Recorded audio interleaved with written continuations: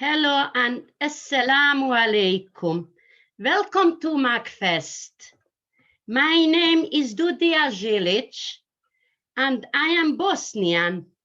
Also, I am member of the MACFEST team. It gives me great pleasure to welcome you to our first fantastic panel of the day. 19th century French converts to Islam. Let me introduce you to our moderator for this event, Karen Shannon. Karen Shannon is an award-winning and motivated cultural leader with over 25 years experience of working in the arts, cultural and heritage sector.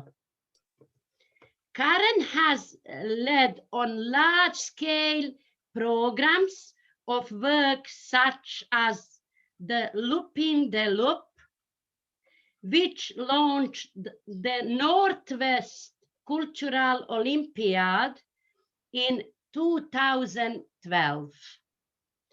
And most recently, the Peterloo 2019 programs which explored the themes of protest, democracy, and freedom of speech. Karen believes that exploring history and heritage is a great way of engaging with people and bringing different communities together. A way to spark imagination, learn new things, and to use creative processes to bring the histories of people and places to life. Karen, thank you. And over to you.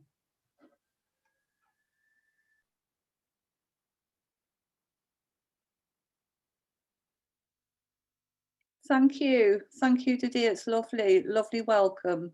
Thank you very much. Can people hear me now? Yes, hello, everybody. Hello, salam, welcome. I'm delighted to be here. Thank you, Didi, for such an amazing introduction there. Yes, and welcome again to this amazing talk, 19th century French converts to Islam. And I'm so happy to be part of MACFEST, a most wonderful and informative festival that brings different cultures together to share knowledge, to share art, to share understanding, and particularly for me, to learn about the rich histories and heritage of the Muslim and non-Muslim communities here in Manchester and across the globe. So I'm most happy to be here today. Thank you very much for inviting me to moderate this panel. I'm going to now introduce our speaker for today, and I've much pleasure in introducing Safiya Florence Ascoli-Ball. Safiya is, sorry, I said Safiya then, I meant Safiya, apologies. Safiya is a convert to Islam for 23 years. She lives here in Manchester. She's also a French translator and she's fascinated by history. She focuses on mainly works that dispel myths about Islam, and she's published a French translation, Jesus, Prophet of Islam. She's also written for different websites such as the islamic.org.uk website, and she's also publicised things in the pamphlet, the Dawa leaflets on Islam. So a very experienced and amazing woman who is now going to share with us an amazing history of 3 French converts. So Safiya, I'm going to hand over to you now. The talk will last about 45 minutes, and then at the end we'll have some time for some questions if you want to ask any. Okay, Thank you very much. Good morning. Assalamu alaikum wa rahmatullahi wa barakatuh. Bismillah. Thank you all for joining me today. And I hope that you'll enjoy discovering with me the intriguing lives of these French Muslim pioneers. So first, I would like to explore the political and historical environments they were born and raised in. This will explain a lot of the struggles and situation they were in. So 100 years after the French Revolution of 1789 and a series of alternate republics and monarchies, France was confirmed as a republic with a Senate and a parliament. It was still a very, very polarized country. The left was made of the heirs to the French Revolution, and the right was rooted in conservative France, the peasantry, the church, the army. The Third Republic of the mid-1880s, where our converts were young, was led by the left, who began a gradual national secularization program with, for instance, the removal of priests and nuns from hospitals and charity positions, the secular, free, compulsory education for all, the dismantling of the Concordat signed by Bonaparte with the Pope to solidify the Roman Catholic Church as the majority church of France, the removal of any mention of God, religious signs of or prayers in parliament and tribunals.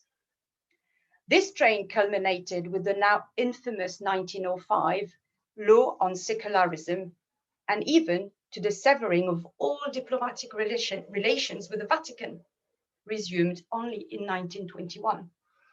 So you can find a lot more details on the internet, but suffice to say that by trying to separate the state from religion, the feeling was, and still is, as you know, very much that if you are religious, you are somehow anti-republican as well as irrational.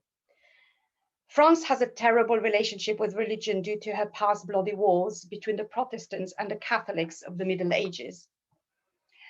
Religion is also seen as a return to the Dark Ages, and that the Enlightenment had taken everyone out of, always failing to mention, of course, that the Enlightenment was greatly influenced by the discoveries and the writings of Muslim scientists and intellectuals, but that's for another talk.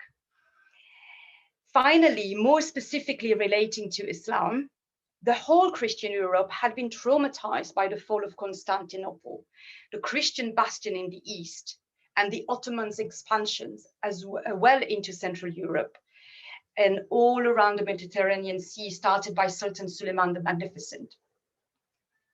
So before the 20th century as well, there were very few Muslims in continental France for the general population to interact with or get to know. However, from the mid-19th century, things changed. French soldiers posted in the colonies started having contacts with the Muslim locals and were seduced by their way of life and by Islam.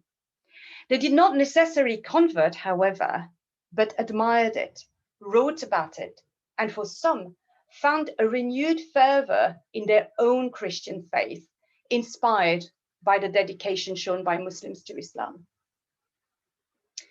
We can have the first slide then.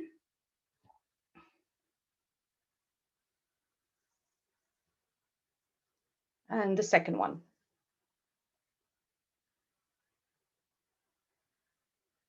Thank you. So you can see on this, I'm going to talk a bit more about now Africa, North Africa mainly, because this is where our converts went. But you have to remember that at that time, France had really expanded all across the globe, including parts of now Bangladesh, parts of Eastern India, which were also already Muslim. So there was exposure there as well, but I'll focus on North Africa. Africa was part, and specifically more Algeria, actually. So Algeria was part of France, and you can see on this map, first of all, that France actually controlled most of northwestern and central Africa at that time. But Algeria was a specific case. It was part of France, like any other French region, like Alsace, like Corsica, like Brittany. But critically, its population was not considered French. Algerians of any religion were called indigene, the natives, and did not have French nationality. Until 1947, all local populations across all French colonies were under the arbitrary set of fluctuating rules that was called the Natives Code. For instance, forced labor, requisition, taxes. The country, Algeria, was governed by a French administrator appointed by the government in Paris, who in some areas had to rule alongside tribal chiefs, and in remote areas not brought under control yet, was ruled by the rule of sword, i.e. the military. Quite a ruthless military as well. However, any Algerian could request to get the French nationality. But in this case, they would have to be subjected to French secular laws. And so this wasn't requested often because traditionally people were attached to their religious practices very much. So in 1870, a decree granted de facto nationalities to the Jewish population of Algeria and North Africa. But the French settlers did not want the Muslim population to benefit from it, as they would lose their upper hand, obviously, the Muslim population being the majority. They were therefore never really included, and they were never really excluded, finding themselves in an odd limbo. So before we move on to the stories, the individual stories of our fascinating converts here, a word of warning. Despite their concern for the native population's rights, some of the converts' quotes and opinions might still sound pro-colonialists to our modern ears, but we have to remember to put them back into their historical context and its inevitable limitations. Could we have the next slide, please? So you can see on the slide today, our first convert, which I would like to introduce you to, is called Etienne Dinet. He's an artist who converted around the year 1900, we're not exactly sure when, age 40. So Alphonse Etienne Dinet was born in Paris in 1861 and was the son of a prominent French judge.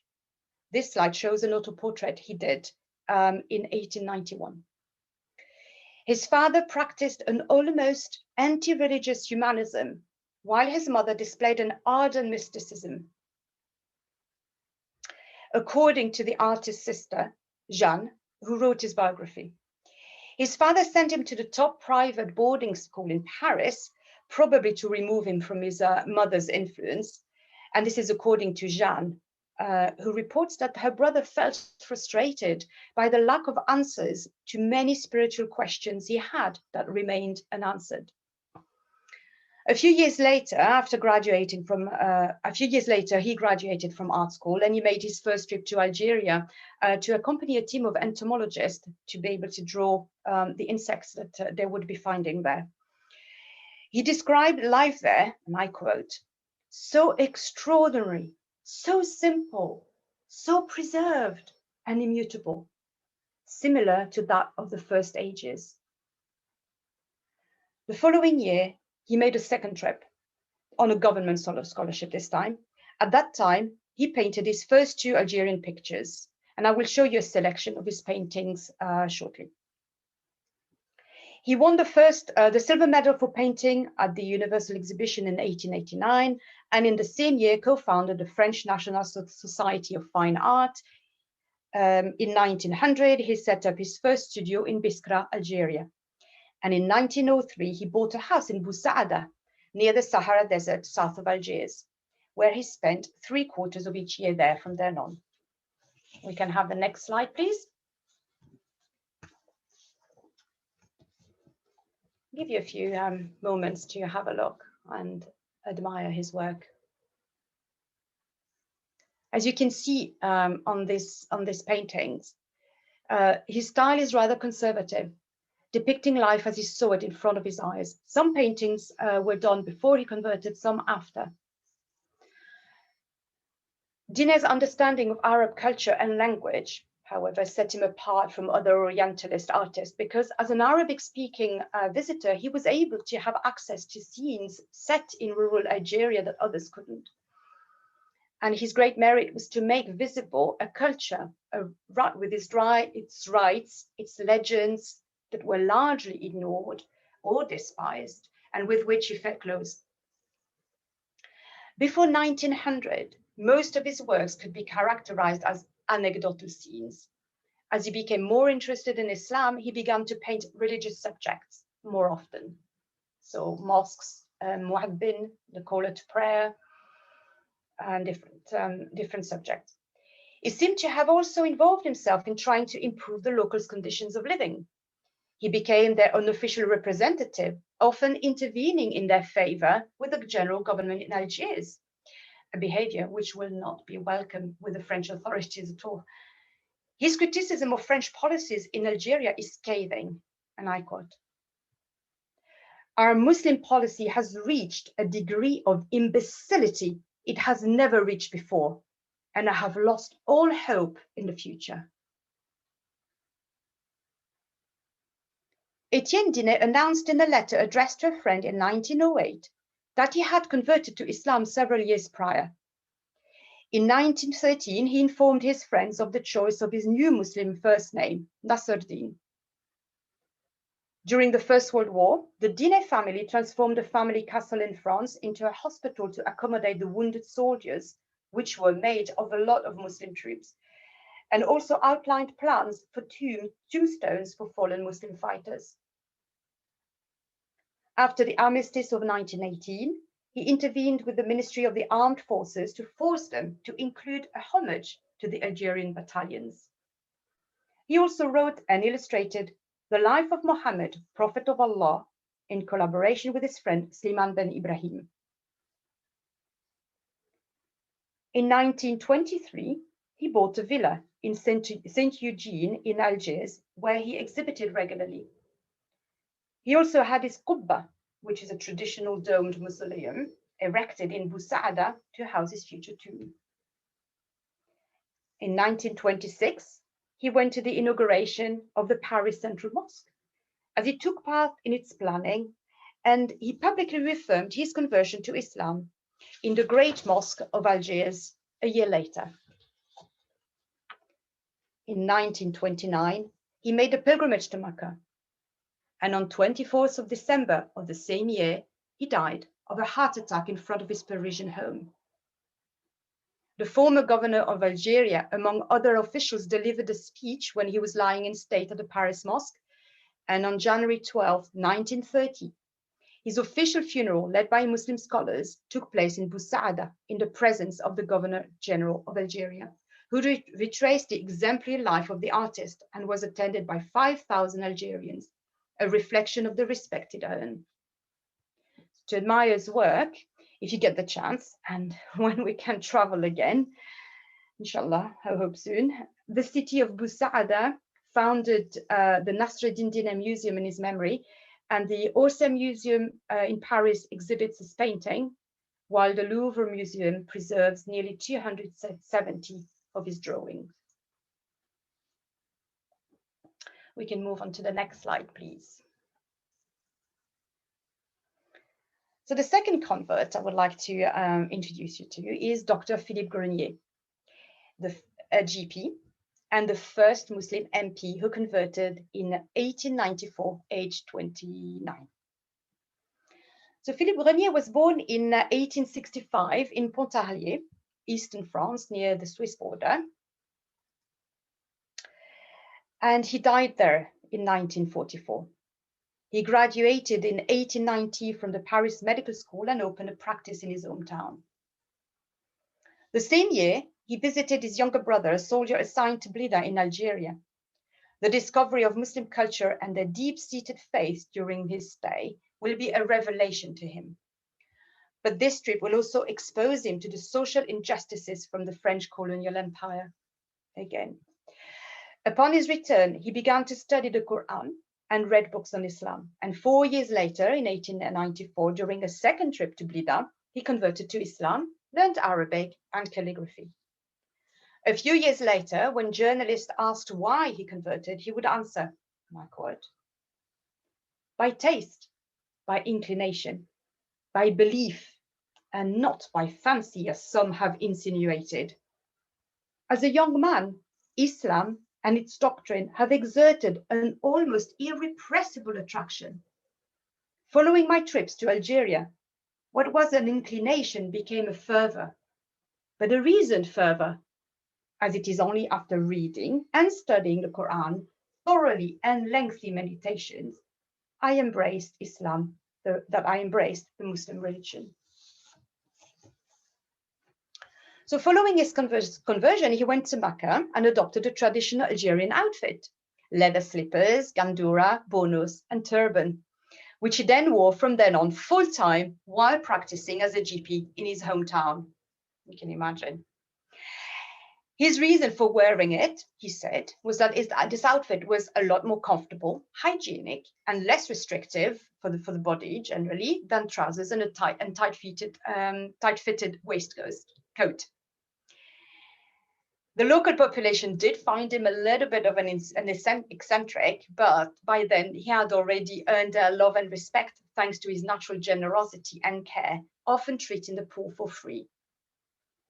So hoping to improve the population's living conditions further, he decided to run as an MP at a by-election, representing the Radical Left Party, and thanks to an ambitious social program, for the time he was elected, thus becoming the first Muslim MP in the history of France. Unsurprisingly, Grenier immediately aroused the curiosity of the press. We can have the next slide, please.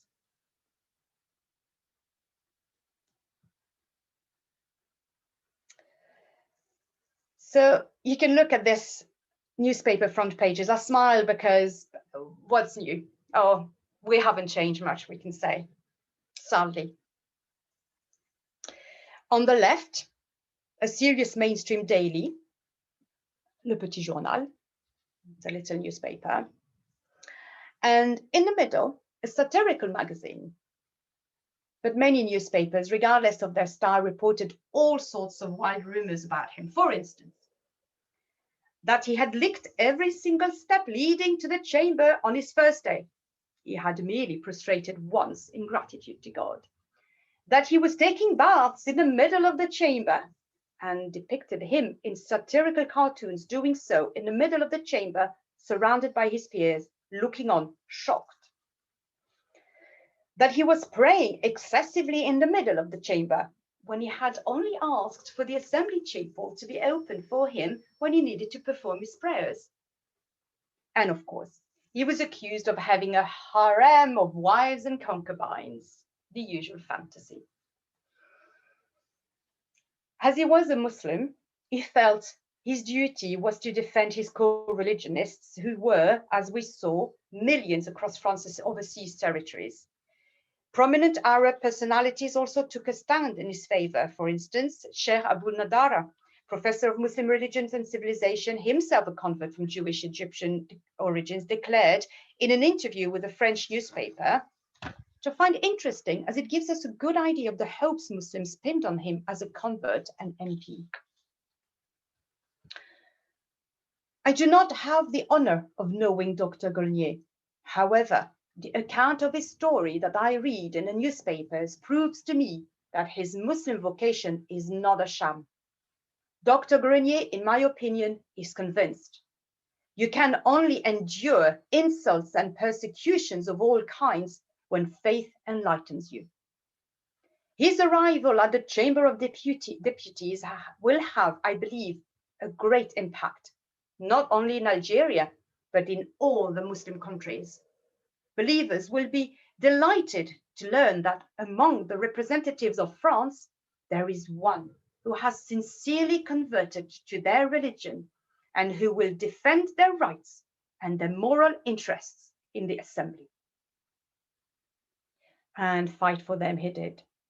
As a self-titled representative of the Muslims of France, he often went to French Algeria as part of parliamentary inquiries.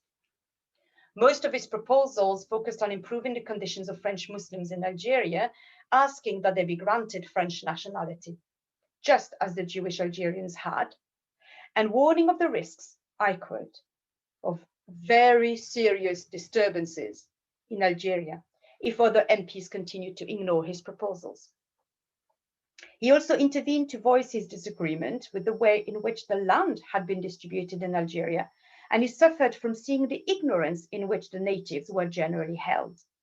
He wanted education to be given in Algeria as in France, and he advocated the creation of a special school to train young Arab officials, which he called a madrasa. He told the chamber, "I am convinced that there is a capital interest, not only for the security of our settlers in Algeria, but also for the development and the greatness of France, that the Arabs are educated as well as can be. Education always extinguishes fanaticism and intolerance. I am currently interested in the creation of a madrasa in Paris. I want to bring young Muslims here to have them educated in Paris and to make them true French one day." He was also appalled at the lack of access to medicine in remote areas, and that little was done to eradicate deadly diseases. He never failed to raise the issue of the terrible working conditions many Algerians had to suffer at the hand of French settlers, many of whom treated them little better than animals. He wrote many articles, including some where he spoke frankly to the Muslims about their shortcomings, and I quote, "Why did the Arabs not follow the precept of their prophet? Why did they stay out of the movement that pushed the whole West into the path of progress? Why did they not walk resolutely with civilization, following in the glorious footsteps of their ancestors? Disagreements are no longer resolved today on the battlefields where so much blood is needlessly spilled. They also take place in the field of science and civilization. If therefore the Muslim peoples remain stubbornly in ignorance, they will always be in a state of dangerous inferiority vis-à-vis the Western peoples who are more educated." He gave a copy of a translation to the Quran, of the local priest, to the local priests, saying, "Blend both religions. The Bible and the Quran are two holy books with the same source, God." He liked to cite the famous hadith on science, which starts with the words, paraphrased, "Teach science. Whoever teaches it praises God. Whoever spreads it gives in charity," and repeated relentlessly the words, "Liberté, freedom, égalité, equality, fraternité, fraternity," should not be a vain motto. He only remained an MP for 2 years, until the following elections. Because of his ethical stances and his fight for the respectability of French Islam, his electorate began to reproach him for neglecting them, for forgetting where he came from and whose interests he was supposed to defend. Philippe Grenier further exacerbated the incomprehension of his electorate when, as a doctor and a Muslim, he engaged in the fight against alcoholism.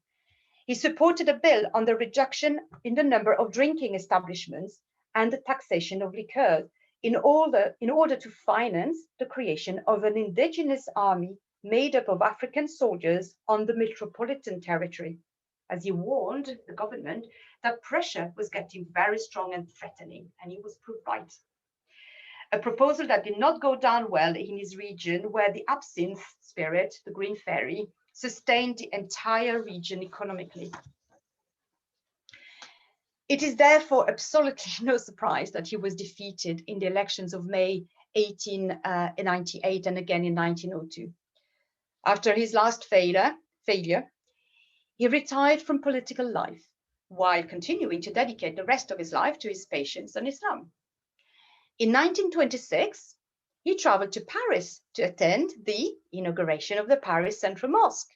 Did he meet our first convert, Etienne Dinet? We can only guess. As in a world where converts were rare, they must have at least been introduced to each other. He refused honors and recognitions that were offered to him and died in Pontarlier at the age of 78 in March 1944, a few months before the city was freed by the very African soldiers he had called for decades prior.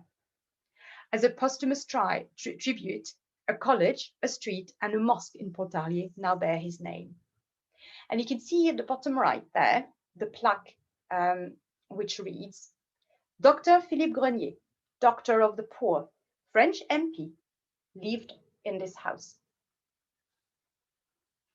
We can move on to the next slide, please.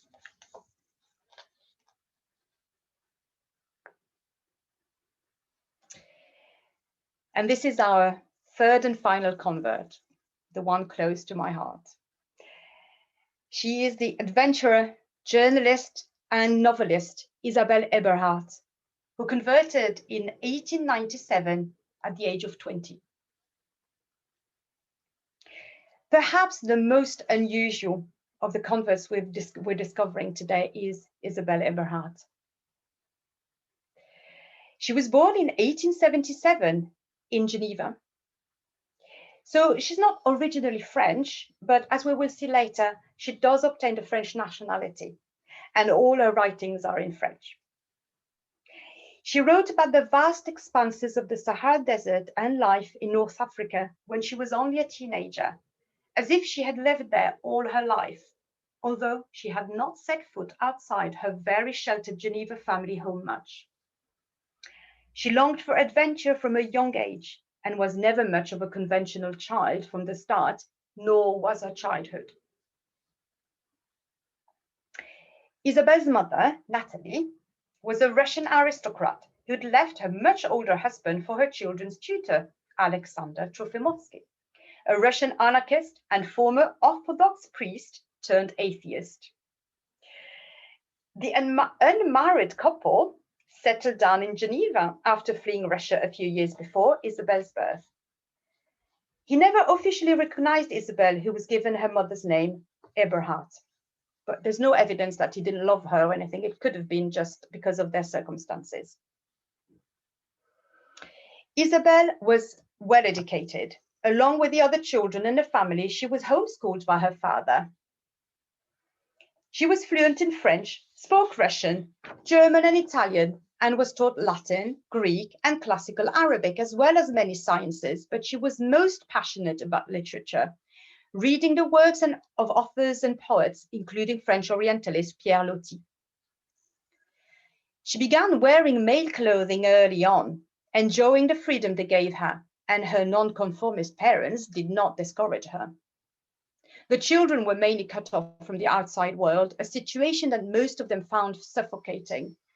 Isabelle especially, along with her favorite brother Augustin, dreamed of faraway lands, more specifically the Sahara Desert, its vast expanse and limitless opportunities, and began to foment a plan to leave their home. Isabelle began corresponding with a French officer stationed in the Sahara who supplied them with information on life there. Eventually, Augustin left Geneva in 1894 and joined the Foreign Legion in Algeria.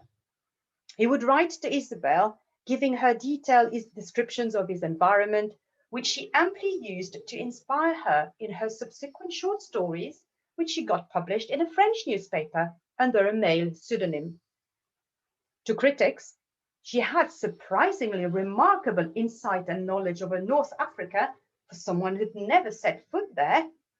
And her writing had a strong anti-colonial theme already, a stand that she developed while mingling with political refugees and intellectuals living in Geneva. In May 1897, Isabelle and her mother decided to travel to Algeria on the invitation of Louis David, a French photographer she'd met in Geneva, and decided to settle down in the coastal town of Annaba, or Beaune in French. They instantly stood out by renting an Arabic-style house far from the European areas. They were both instantly taken by Islam and both converted within a few months of their arrival. Can move on to the next slide, please.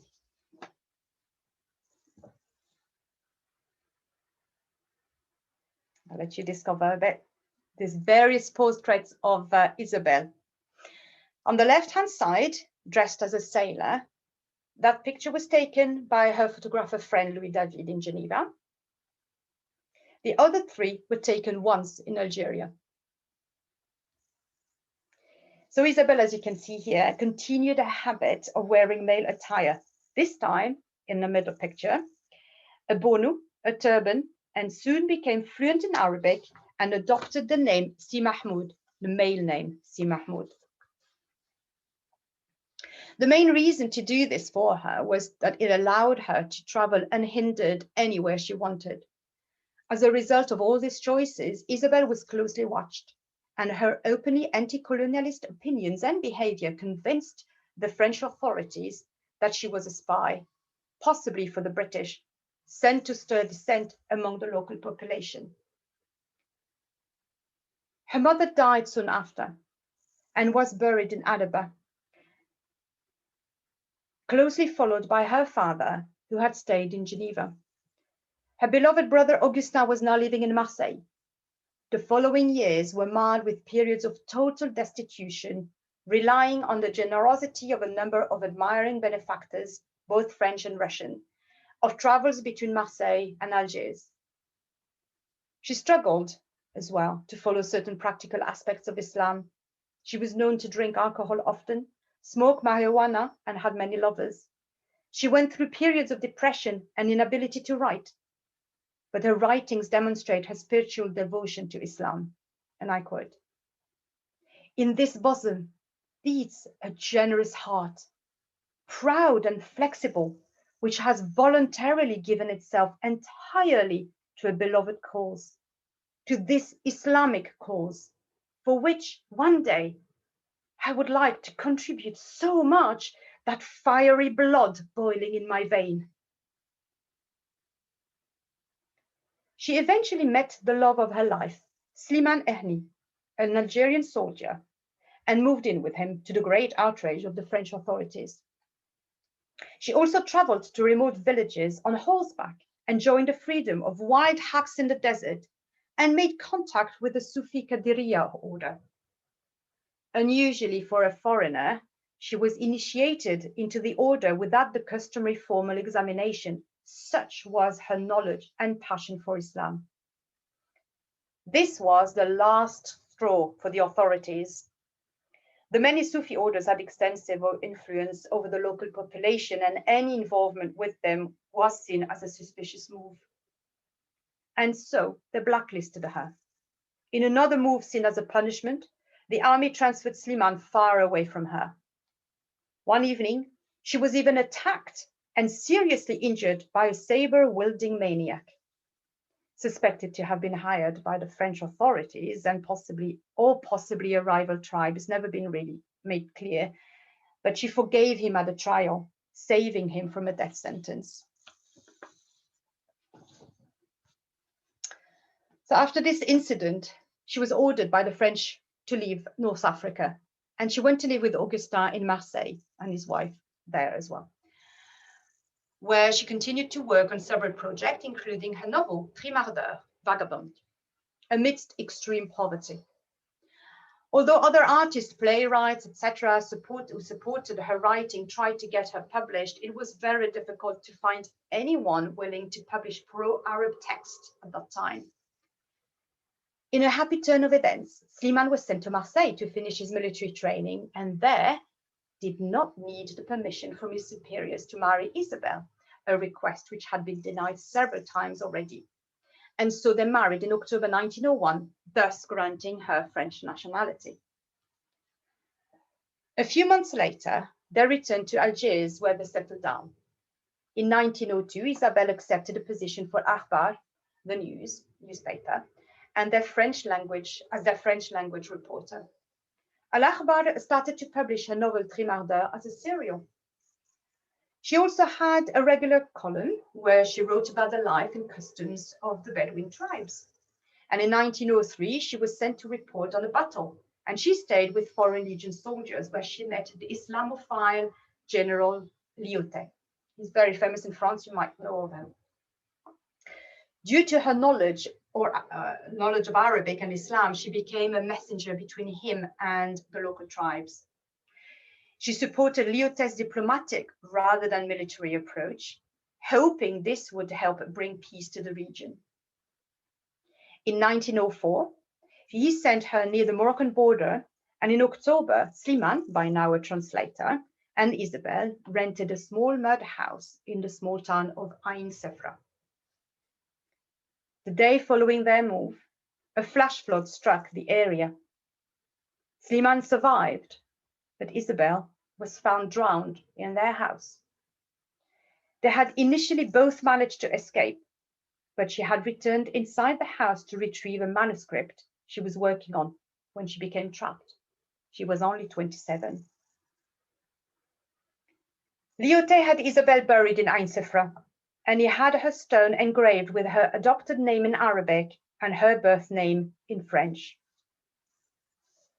At the time of her death, Isabelle's possessions included several of her unpublished manuscripts.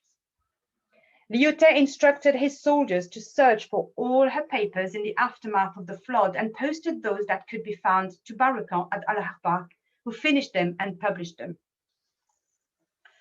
The first posthumous story, Dans l'ombre chaude de l'Islam, in the warm shadow of Islam, received critical acclaim when it was published in 1906. The book's success drew great attention to Isabelle's writing and established her as among the best writers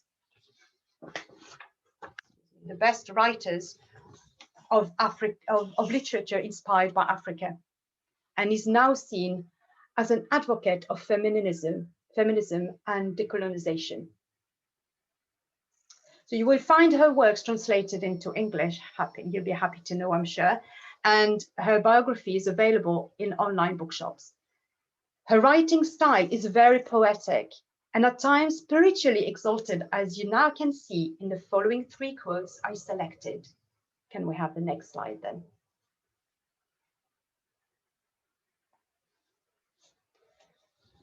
Now, more than ever, do I realize that I will never be content with a sedentary life, that I will always be haunted by thoughts of a sun-drenched elsewhere.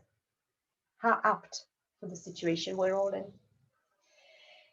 And another, civilization, that great fraud of our times, has promised man that by complicating his existence, it would multiply his pleasures. Civilization has promised man freedom at the cost of giving up everything dear to him, which it arrogantly treated as lies and fantasies. Hour by hour, needs increase and are nearly always unsatisfied, peopling the earth with discontented rebels. The superfluous has become a necessity and luxuries indispensable. And finally, a subject to which few intellectuals ever give a thought is the right to be a vagrant, the freedom to wander. Yet, vagrancy is a deliverance, and life on the open road is the essence of freedom. To have the courage to smash the chains with which Mother Life has weighted us under the pretext that it was offering us more liberty, then to take up the symbolic stick and bundle and get out. Thank you very much.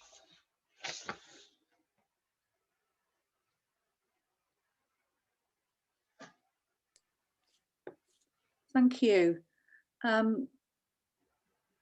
We have some questions, Safiya. Can you hear me? I can hear you very well, thank you. Okay, so thank you so much for that, and lots of praise online for your amazing talk there, telling us about those three very colourful characters and how they come, you know, to Islam. So there's a couple of questions here that we have.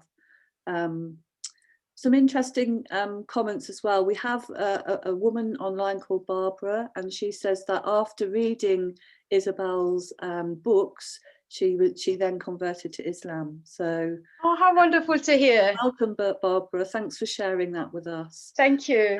Some people would like to know. Khalida says, I wonder if any of the converts' descendants were Muslim, or did Islam die with them, or did the lineage actually carry on?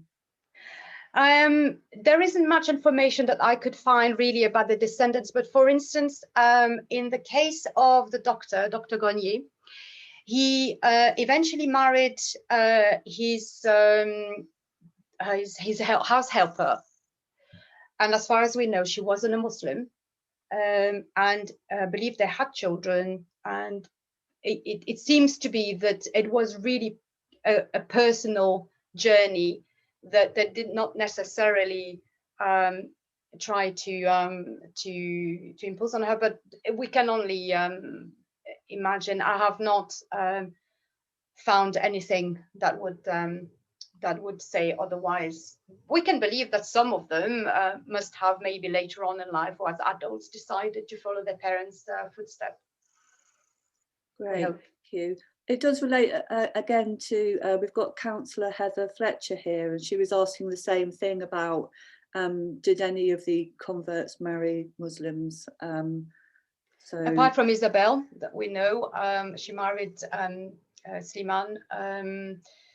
I am not entirely sure about the painter. There was not much I could find about his private life. Okay, thank you. So a few more questions here from Samira. She was talking about the artist. Did his artwork change after he became or converted to Islam? So from the paintings that I showed on screen, there's just only a selection of what he did. We can see that he really depicted life as you could see it. A bit like they looked to me really like the original photographs. You could see a scene and he would just paint it, or so very realistic. So in terms of his painting style, that did not change much.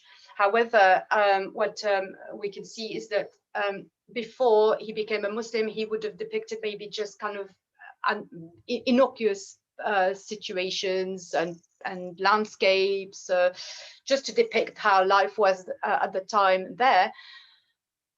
But after his conversion, he then started painting a muezzin, caller to prayer. He depicted an Arab praying. He depicted more of this more religious scenes from daily life. Yes, definitely. So he changed afterwards. Okay, thank you for that. Another question here, again, lovely story about the Doctor of the Poor and what a fitting name for him. And I'd like to know how much is mentioned about these early converts in, say, regular curriculum in France. Is that? It's inexistent. Yeah. Not only about converts, but really about Islam, about the colonies. There's really very, very little. I mean, it would be anecdotal. In such and such year, France, you know, started colonizing Algeria, North Africa, whatever, and that would be really maybe for the older students. And then we'd talk about the colonization of Indochina, some parts of. I mean, even I, as how old was I? Probably 19 at university. Not a lot of Indians and in France, generally speaking, more in Paris, but not in my hometown in the east of France near Strasbourg. And I met him. I said, "Oh, where are you coming from?" "I come from Pondicherry." "All right, okay. Where is that?" "Okay, it's India." "Oh, okay, you're Indian." "What?" "No, I'm French." "All right, okay. had no idea there was an enclave there in India that was actually totally French, and there were Christians as well. So there's a lot of ignorance. Very little is taught, but certainly they were never, as you understood from my short, really brief presentation about the history of France, it's a lot more complex than this, but it just gives you pointers of why the French are like this now. There's a big trauma about religion, so really would never mention anybody changing their religion or being dedicated. However, there are a lot of intellectuals that are quite famous in France. So anybody who has an interest in Africa, North Africa, the Arab world, the Middle East, Lebanon, there's a strong connection between Lebanon and France and France. So they would research, they would come across these people themselves, but it's not really mentioned much about their faith. It's more about how they lived in those exotic, countries. Okay, thank you. Another question here: could the speaker expand on the secularism in France and why so extreme against any religious identity as compared with other secular nations who manage to coexist with people of faith more easily? How long do you have? That's a big question, isn't it? Really, it's huge. I gave you some points. To be honest, even I, as a French, I struggle to understand. Okay, there's a mentality with the French, and this is something again I discovered when I moved abroad. I went first to Ireland, and I was like, "Oh, you're French. Oh, the French are known to be arrogant." I was like, "Arrogant? Me?" So, the French have this mentality and are born and bred and raised and educated to believe that French culture is the best culture in the world. The language is the best, the food is the best, the etiquette is the best. We have endless discussion and laughter and jokes with my husband, who's English, about these. It's rooted deeply, this kind of pride. We need to spread the civilization, and I touched very briefly on Napoleon Bonaparte, but it comes a little bit from him, because his aim was really to spread the gospel of the French Revolution and the French Republic, and that has been carried on generation after generation. Certainly, this is what I got from my parents, who are secular. I did all I had to do to be Catholic, confession, the communion, etc. I was educated in a Catholic school, but that was just incidental because that's where my mom was teaching, but she wasn't teaching there out of conviction. I had some people in my family, my grandmothers, namely, who were very practicing. So I got some education from them. But unless you were really pushed by your parents, because for some reason they were maybe in a more traditional, aristocratic, maybe type of family, you did not really get exposed to religion much. And it was seen very much as very old-fashioned and irrational, as I said. We are raised to be very Cartesian from Descartes, very rational, and everything has to be explained, has to be put in boxes. So for them, the idea of believing in God and seeing is just not something that makes sense. It's very, to me, when I was younger, I thought, yeah, right. This is exactly how you have to think, because otherwise you are very irrational and illogical. But as I grew older, I realized, no, they were the ones who were irrational and illogical, because they were completely ignoring a whole section of knowledge and philosophies and science that were blocking them from opening their minds to other ways of interpreting the universe and the world. And that is very applicable with science, and it's not against science at all, as we know from the Islamic science and the civilization from the centuries prior. But it's something, it's yes, it is a very unique way of approaching. Probably the closest you would find, and actually it was very influenced by France, is Ataturk in Turkey. It's become a fanaticism, it's become a religion basically now. Okay, thank you. Another question, how did you make the choices of actually selecting those 3 particular converts, and how many more are out there? Well, originally I had 2. I had Isabelle Eberhardt. When I was asked, I'm very honored, by the way, and really happy that I was asked to do this talk. I thought of Isabelle straight away. She's probably a little bit more known because of her writing. It's just beautiful and spiritual, and some circles, it circulates quite a lot. But I did not know about the other 2. And so I came across the doctor, and I was amazed. Oh, there's an MP. Actually, there was an MP who went with his full Algerian garb into Parliament. That's just absolutely amazing. So, and then I, digging further, I found Etienne Dinet, a beautiful story. So I believe there are more, and there will be more as well in the middle of the 20th century. You have Eva Dimitrijević, who's converted from Judaism, but don't quote me on that. She's a philosopher. There are others, more recent. The older ones, so I don't believe that there aren't any more converts. There must have been countless others, completely unsung heroes and of soldiers, you know, exposed, as I said, to Islam through the colonies and their stations there.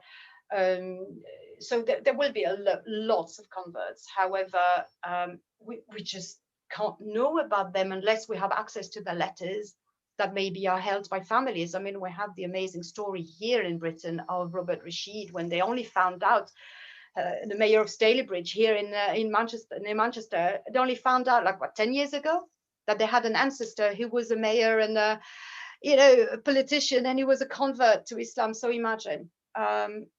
Now we know a lot more, obviously, because of all this social media and internet. We can know a lot more about who converts. But yeah, there must have been many others. And that prominent, not that many, I don't think. Or they would have kept it secret, because, as you can see, you still have to be, but you had to be very tough-skinned. Yeah, absolutely. This is another big question, but I'm going to ask it anyway. Do you believe that the French Revolution history is going to be written or rewritten, I should say? And she says, many thanks for hinting at the main causes for about it.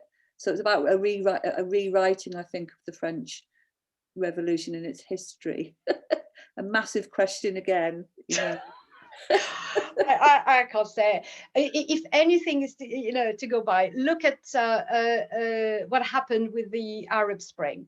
I never thought, even in my lifetime, anything like this was possible. So when people gather and decide change is needed, change will happen. But this is why this is so important, what we're doing today, because it gives another narrative. It opens people's minds, I'm hoping. It shows that what we are being fed in the mainstream media is not necessarily the truth. It's not reality. So this is our basically little way of contributing to a changing mindset. But to be honest, in France, mentality is very entrenched. If you find even a lot of people who are open to other cultures, and even me, when I was ignorant, and one of the quotes in my talk today is very much about education, and I think education is so important. True, wholesome, and honest and biased education. Who knows what can happen when people get educated, but this is really what the future will tell. Yeah, well, there is a few more questions, but I think we're coming now to the end of our talk. It is 12 o'clock, so I think obviously there's lots going on today, but all I can say is that if this is really 1 hour or 40 minutes, I can only give some pointers. I hope I gave you an inspiration. I inspired you to go and now, alhamdulillah, go, thank God we have the internet. You can look, this is just summaries of their stories. Go and read the books, look further into their lives, read about French secularism. It's all there on the internet. You've got lots and lots of articles in English explaining to you more in depth. But for me, what I found that is not mentioned is that trauma with Constantinople, which I heard in another book about the Ottomans that I'm listening to at the moment. And yes, it does make sense that there's a trauma there of these invading Muslim armies coming to change our way of life. And there we go again, and it was not necessarily the case. okay, thank you. I'd also like to thank all of our online guests today. We seem to have people from all over the world, which is an amazing thing to see. So thank you very much for everyone for attending this most interesting and amazing stories, particularly of those 3 converts that we heard about there. And it is about telling histories and about learning. And it was so great to listen to you speaking so passionately about all of those amazing converts. And again, thank you everyone for joining us today. And I hope that you're going to spend more time at MACFEST over the next 2 or 3 months. And thank you for joining us. And as they say, let's spread honey and not hate. And thank you everybody for joining us today. Thank you very much, everybody.